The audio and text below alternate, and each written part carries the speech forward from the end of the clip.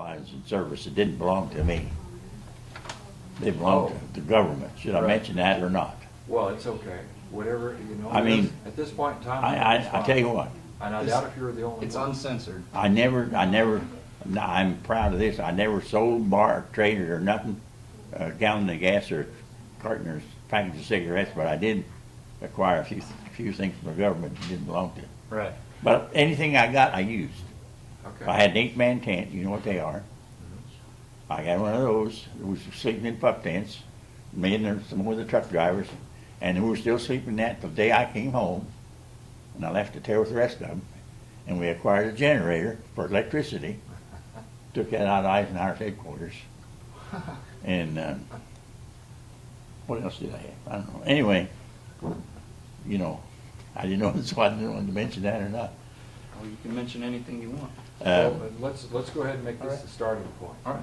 Right now, we'll go ahead and start the interview, and then we can go for you. I'm Ready to here. go? Yep. Okay, do a little introduction for yourself and And, head to the camera. which I we're run gonna the do. French colonel off in the lake one time, and or French officer, I shouldn't say colonel, I don't know what he was. Left him sitting in water in a Jeep up about here. That'd be good stuff. All right. I'm here with Good, sir. Harold Knox, interviewing him for the Veterans History Project for the Library of Congress. And you were part of the 358th Battalion, right? Signal Service Battalion, And what was your rank? T5. T5. Now that was in Chafe headquarters, which is the same. I wore the same shoulder patch Eisenhower wore. There was very not too many people wore those, Right. but I was one of them that did. So that's why I acquired, I guess, all this stuff. And we were the Signal Corps when we left England and went to France. We went to Granville first, and that's where Eisenhower's first headquarters were, in France. We done all the wire work and for the phones and radios and everything that had construction work, we did it. When Eisenhower came in, it was all he had to do was, might say, plug in. We left there and then we went to Rheims to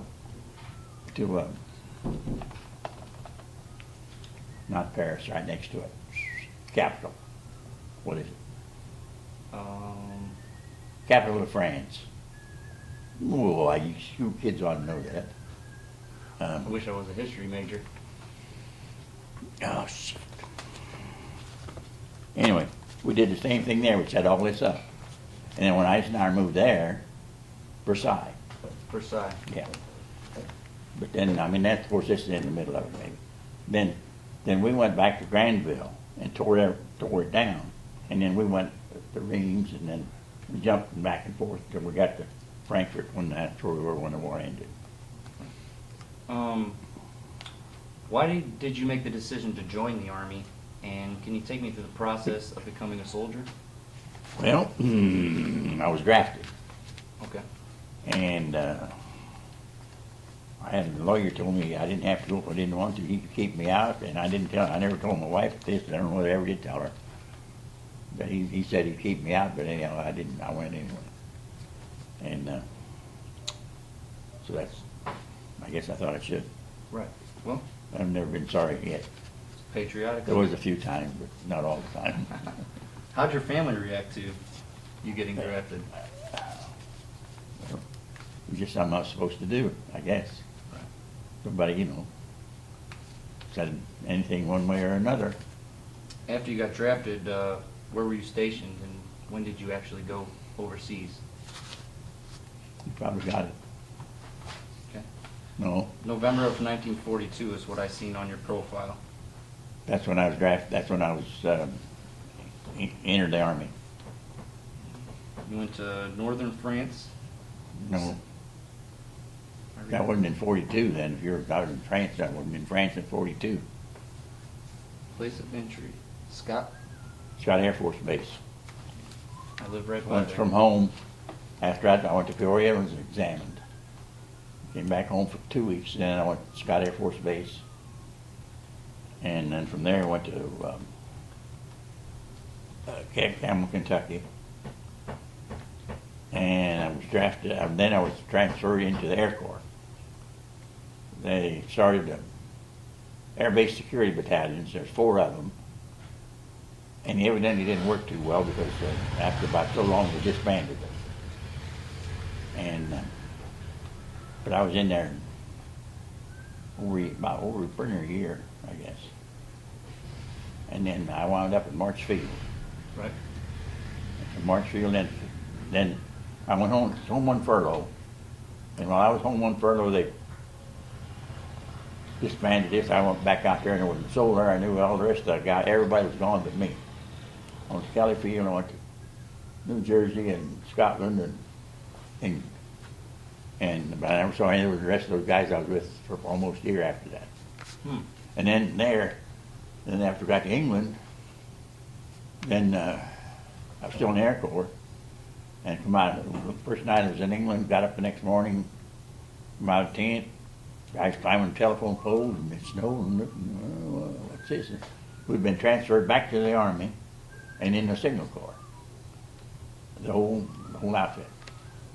So that's how I got back in the Army again. Well, you talk about the guys.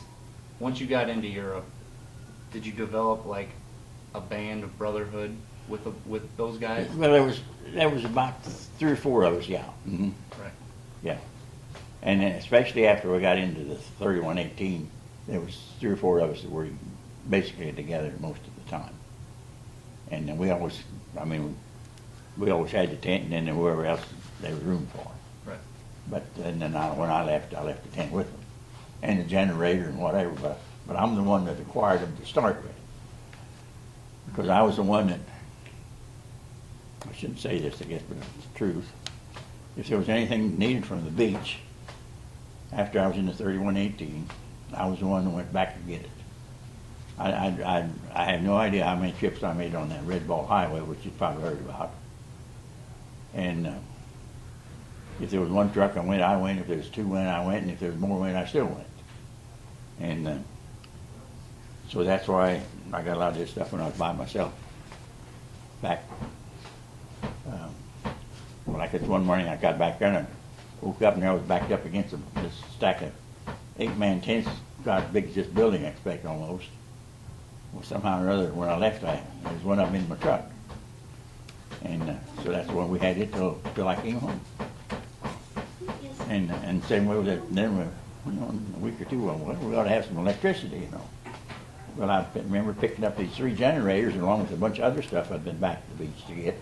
Went into Eisenhower's right into his headquarters, and unloaded them. And I remember, so there's 3 of us. I think we went over there and I backed up where I unloaded them. Yep, one of them still sitting there. They just loaded it up, and we had it until I came home too.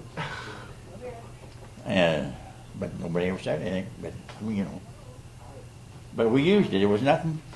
I didn't sell it, didn't do nothing with it, but used it for our own good. So I didn't feel too bad about it because there was a lot more stuff than that wasted for nothing. Well, I think it's a pretty big coincidence me interviewing you, because my sister is a truck driver, was a truck driver, and she got back from Iraq a year and a half ago. Mm-hmm. And she tells me about stories about truck driving being one of the most dangerous jobs in war. Can you tell me about that experience back then? I'm sure it was just as dangerous. Well, there were several times on that Red Ball when they first went over there, they didn't. You couldn't drive with lights, except like a little what do you call them there? Blackout? Yeah, and you had to stay. If you got so close, you could, But that's why they was running, but almost bumper to bumper. And then there was 2 or 3 different times they'd stop everybody, and we had to turn those out because there was German planes overhead. But it wasn't too long till we had the air taken care of, and we drove with lights after that. But for a short time we didn't. But I have no idea how many trips I made. Bunch. But pretty dangerous. The Red Ball Highway was no speed limit, bumper to bumper, 2 lanes going one way, and the Americans only went one way on, and French went both ways, which made it a little confusing sometimes. On your profile it says, ask him about the tent story. What's the tent story? Yeah. Well, I guess that was it, maybe. Of course, I don't know, I had tent blown off of me a couple different times. Once in England, just before we left, last night was in England. When the buzz bombs came down, I don't remember now where we left from, blew the tent off of us. And another time we got tent blown off of me. Well, there was also a story about the boat on the channel. Is there a pretty good story about that? Where you getting all that information from? Who took your biographical data? Remember when Dwayne interviewed you? I don't remember too much about any boats. Well, I mean, we was on the Rowboat? channel. We was on the channel quite a little while. Oh yeah. Yeah, because it was too rough they couldn't bring the trucks up out of the ships because the holes weren't big enough, to get them out, and get them down onto those little landing craft. So I think we sat out there, I don't know, it was 20 days or something like that before we got off, and it was rather confusing. I find it interesting to see who people's role models are. Did you look up to a general or a commanding officer that you kind of modeled yourself after? No, I can't say that I did. We had a captain that was an awful nice fellow, but he was he wasn't an army officer. He was just a good fellow. Is that Birchmore? Captain Birchmore. Birchmore. I think that's right. He was a little postmaster down in South Carolina, I think it was, before the war. He wasn't very tall, and he couldn't make a speech or anything. You know what I mean? If he had something to say, it didn't mind. It didn't come out real quick, and that was done. But as far as making a speech and jumping up and down, waving his arms and all that, no. And maybe I don't know whether he and I kind of had an understanding in a way. Nothing was ever said, but he saved my butt a time or two. And like I said, but I never caused him any problems either. But he did things for me that he wouldn't have had to do. I got picked up in Paris for when we was tearing things down over there. We went in. We were in Versailles and we went into Paris to a carnival one night. I had a trip ticket for the truck, unlimited, So I don't know how many of us went in, and the tech sergeant went along. So anyway, I went back to the truck, and there was MP standing there, and he just cry out. Well, he said, you're parked right in front of MP headquarters. Well, they were just across the street. You're not supposed to be parked here, so you're going to have to go there and talk to them. So I went over there, and I can remember standing there against that desk, kind of wobbling back and forth like this. And I was parked where I shouldn't have been. I had a loaded gun behind the seat. I was out of uniform. I don't know what else. The whole string of stuff, So I went back to the truck, and the tech sergeant was there then, and he said, where were you? And I told him, he said, well, I'll take care of that. So he goes over there and he comes back into the bed and says, just forget it, it's all taken care of. So the next morning I asked him about it, and he didn't remember nothing. So when I got back to where our company was, in Reims at that time, I said something to the motor sergeant about it. You want to know if I told the captain? And I said, no. He said, well, you better. He said, that report will come down from headquarters. And he said, he likes to know about those things before he hears about them from headquarters, So I got permission to go see the captain, and I said, I got in there. So I said, Captain, I said, I had a little trouble with the MPs in Paris while we were there. And he said, well, all right. He said, we'll take care of that when the time comes. So he said, just forget it till then. Then about 2 weeks, I was called back to his headquarters, and I signed a paper where I was restricted to the area for 2 weeks and done 2 hours extra duty every night. Signed the whole thing one time, and that was the end of it. I never heard any more about it. And he could have, I could have done that 2 weeks or two, whatever. Right. Another time, he come up to my room, and he said, there's going to be a couple fellows here to see you, talk to you in there. I can't remember what the nature of the river. They're like the FBI. Only it was the CIA or, well, I don't know what it was, something. And he said, there's been somebody with your name or a name like yours has been identifying himself as an officer, wearing officer's clothes, and they aren't. So pretty soon here these two guys came. Well, that turned out the fellow's name was well, it wasn't Knox, but it was close. But he didn't have to come tell me that. But I mean, he did. You know, I mean, like another time, Christmas, I'm walking down the sidewalk there, and they give everybody champagne. I had a couple of these buddies of mine didn't drink champagne, so I had too many bottles and too many hands, not enough hands. Here comes the captain, you know. So, what am I going to do? So he just kind of looked up and grinned and put his head down and like that. Walked right on past me. Never, you know, he didn't have to. He could have chewed me out, but good, never said a word. So, I mean, I won't say, but anyway, we just had I never messed him up. He never, Had an understanding. when I screwed up a little bit, he didn't do anything, didn't punish me for it. Now, maybe I'm all wrong in my thinking, but that's just the way it seemed to me anyway. And probably at various other times, because he never, but like I said, I could have sold the whole damn truck like some of the guys did, but I didn't. I never sold it, nothing, never did. Honorable. Yeah, I can't quite imagine it myself, but that's the way it was.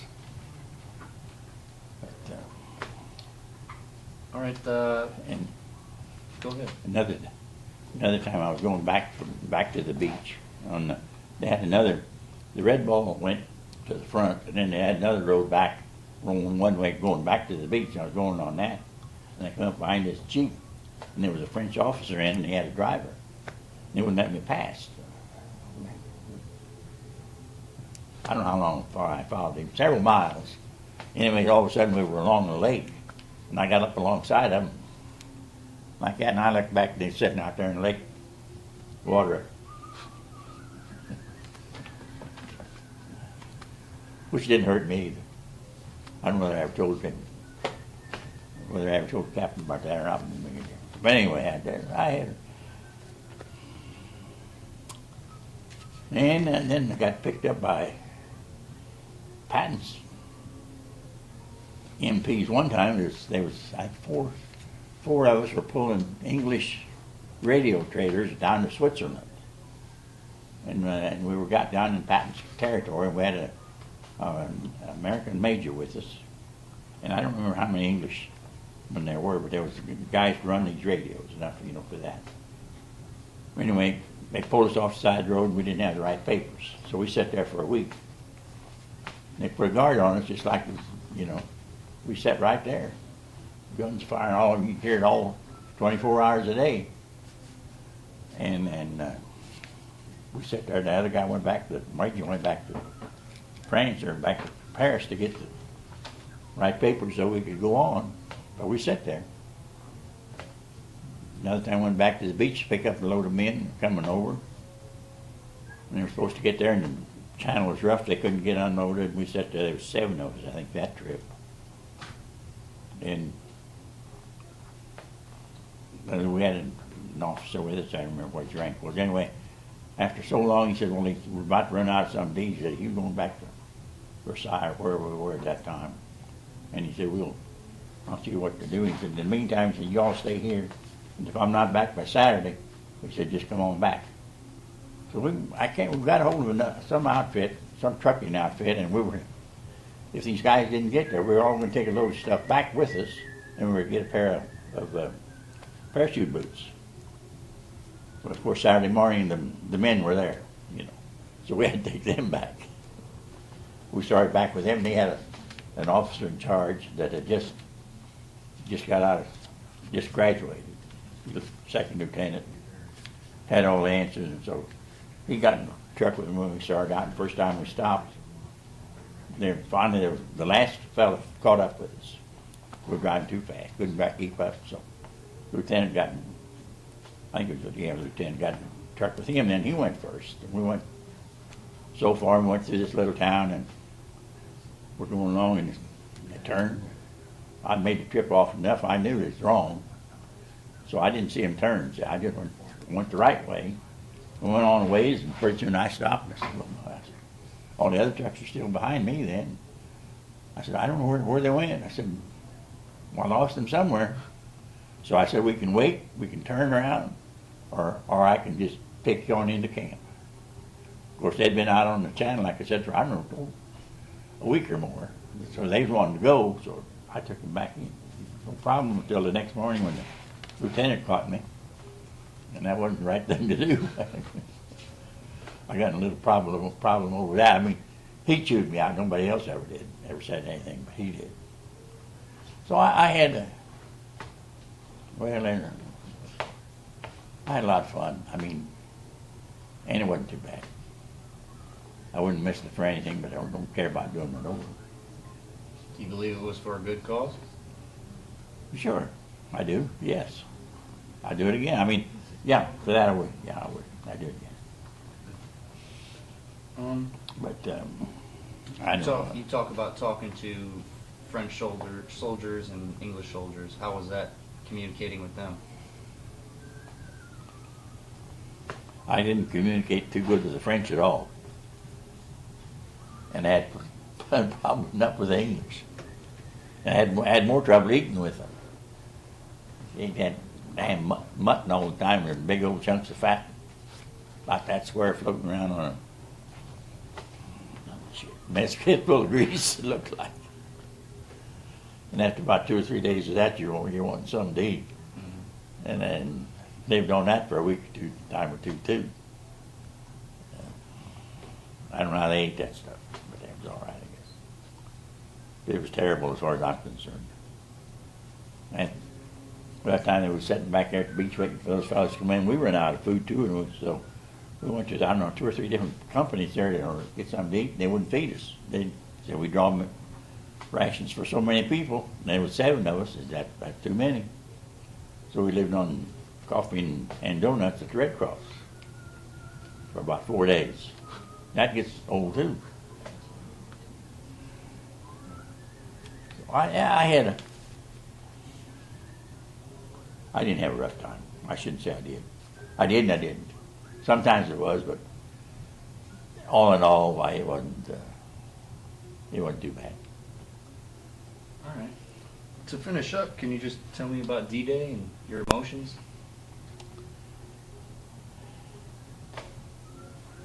You know, I don't remember where I was D-Day. I was somewhere because I don't want to came back when it was over. And I really, well, that was another experience. Just before that, Go ahead. There was 2 of us went back to Brussels. We were in Reims or Frankfurt, Germany. We went back to Brussels to get typewriter paper. And I just acquired a new Belgian pistol. I had a shoulder made for it, and I mean, it was nice. So I took it along. And we got to Belgium where we were supposed to go, and there's a big sign there, you park all vehicles here and check all your weapons because, you know, okay. So we wrapped up. They had a pair of shoes. The other driver took one of the cooks with him. And wrapped it all up in a blanket and checked it in. So I went back to get my gun by myself. And they gave me a gun belonging to somebody else. It was a .45 that's just hanging there on the nail. I said, well, that hadn't been used. You could see that. I said, that's not mine. I wouldn't have taken it anyway, but because it belonged to somebody. And I already had a .45 anyway. And well, they couldn't find mine, you know. Well, where is it? They couldn't know. They got the numbers. I said, well, I got the numbers are back in Frankfurt. And I've got the permit, still got it, where I had a permit to bring that gun home with me. But then I got back when I got back to Frankfurt, I think about the next day I got orders that I could come home.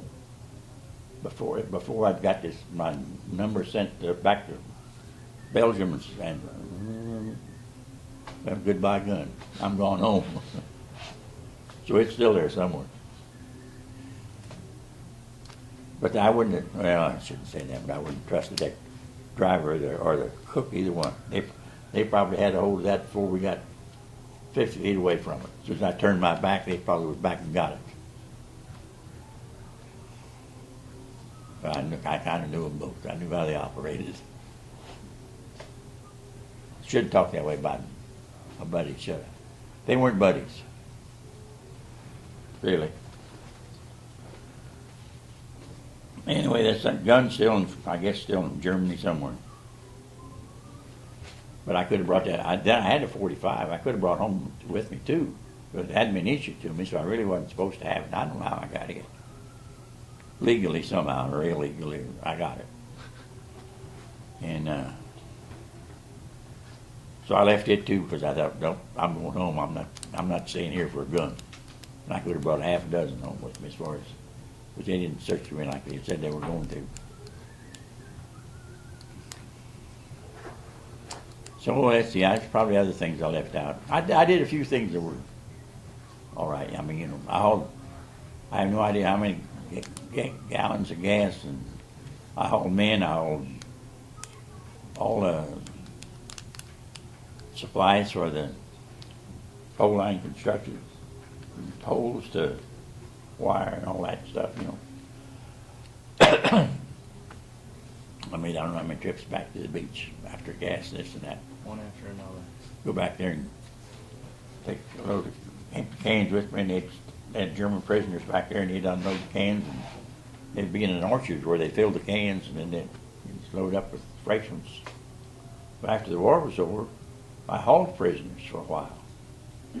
From there was a prison camp real close to Frankfurt, and I'd go in and get about around 20 every day and bring them back to our camp, and they'd do the KP work and clean up the barracks and this and that, and I just sit up there in front, and they sit in the back, and I'd have to stop half a dozen times, stop lights, and nobody never lost one of them.